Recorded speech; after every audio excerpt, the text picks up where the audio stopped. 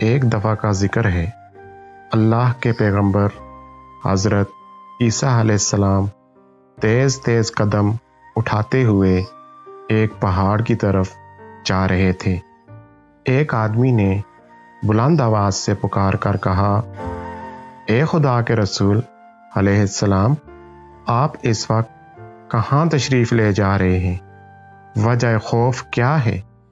آپ علیہ السلام کے پیچھے کوئی دشمن بھی تو نظر نہیں آتا۔ حضرت عیسیٰ علیہ السلام نے فرمایا، میں ایک احمق آدمی سے بھاگ رہا ہوں، تو میرے بھاگنے میں خلل مت ڈال۔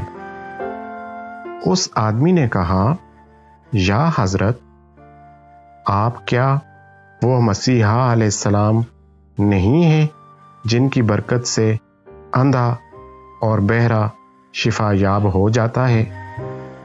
آپ علیہ السلام نے فرمایا، ہاں۔ اس آدمی نے کہا، کیا آپ علیہ السلام وہ بادشاہ نہیں ہیں جو مردے پر کلام الہی پڑھتے ہیں اور وہ اٹھ کھڑا ہوتا ہے؟ آپ علیہ السلام نے فرمایا، ہاں۔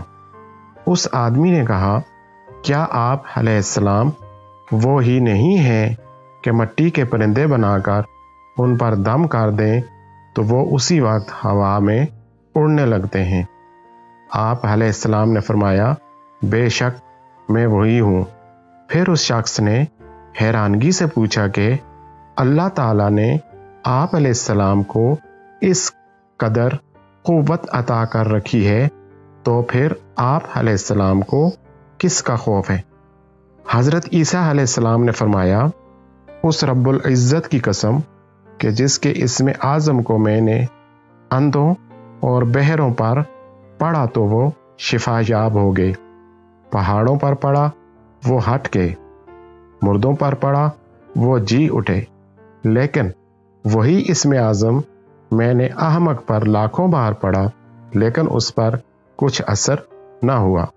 اس شخص نے پوچھا، یا حضرت علیہ السلام، یہ کیا ہے کہ اسم اعظم اندھوں، بہروں اور مردوں پر تو اثر کرے لیکن احمق پر کوئی اثر نہیں کرتا، حالانکہ حماقت بھی ایک مرض ہے؟